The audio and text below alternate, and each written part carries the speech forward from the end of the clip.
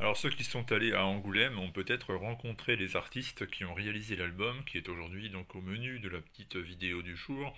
Il s'agit de A Vicious Circle, autrement dit un cercle vicieux. Et le cercle vicieux, publié chez Urban Comics, le tome 1, c'est celui peut-être de la violence qui engendre la violence, mais aussi celui de deux personnages qui sont appelés à se poursuivre à travers les époques sans jamais réellement voir leur course infinie se stopper.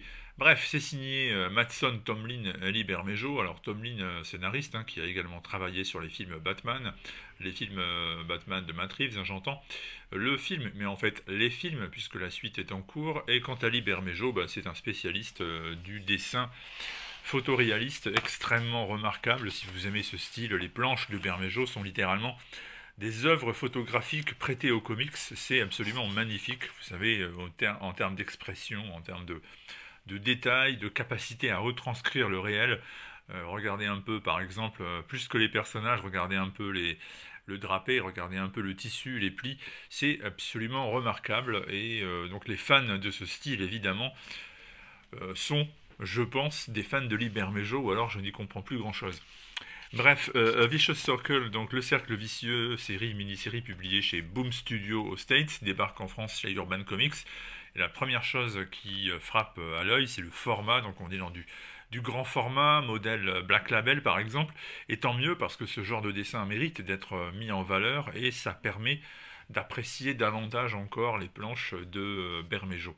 Alors, il est question de deux personnages, donc deux assassins qui se répondent à travers les différentes époques dans le temps. La raison est simple, à chaque fois qu'ils arrivent dans une nouvelle période, dès que l'un des deux fait couler le sang et tue quelqu'un, les deux sont aussitôt projetés dans un autre moment du temps, dans un autre endroit.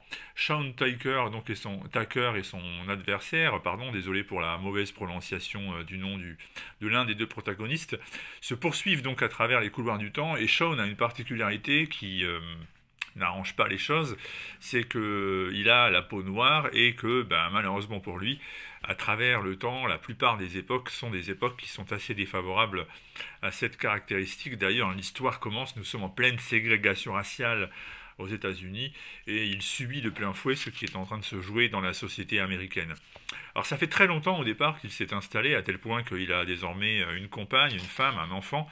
On pense que pour lui, la vie commence à lui proposer autre chose, un peu de bonheur, mais tout ce qu'il a réussi à construire n'est que provisoire, et même d'ailleurs sa compagne, sa femme le sait, tôt ou tard les choses vont déraper, et il va à nouveau être projeté dans une autre époque, et en effet c'est ce qui va se passer, je ne vous explique pas les détails, vous le découvrirez en lisant si vous ne l'avez pas fait, et à partir de là, le cercle vicieux de la vengeance, de la violence va reprendre, et les personnages vont traverser toute une série de nouvelles époques, qui vont donner d'ailleurs l'occasion à Bermejo de varier son style. Il va essayer d'adapter à chaque nouveau moment, à chaque nouveau bond en arrière ou en avant. Il va essayer de tenter quelque chose d'autre. Mais la particularité, le point commun de toutes ces planches dans un style différent, c'est qu'elles sont toutes magnifiques. Au niveau du dessin, je vous répète, il n'y a rien à dire, c'est remarquable.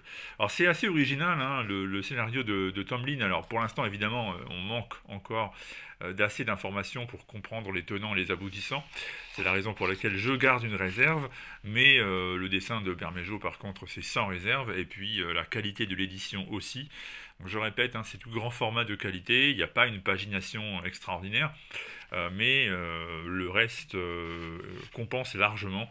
Ce sont des très beaux albums qui feront très belle figure dans votre collection. Et puis je vous répète, il faudra attendre la fin de la série pour comprendre vraiment où on va en venir, mais c'est assez intriguant, suffisamment en tout cas pour donner vraiment et franchement envie de lire.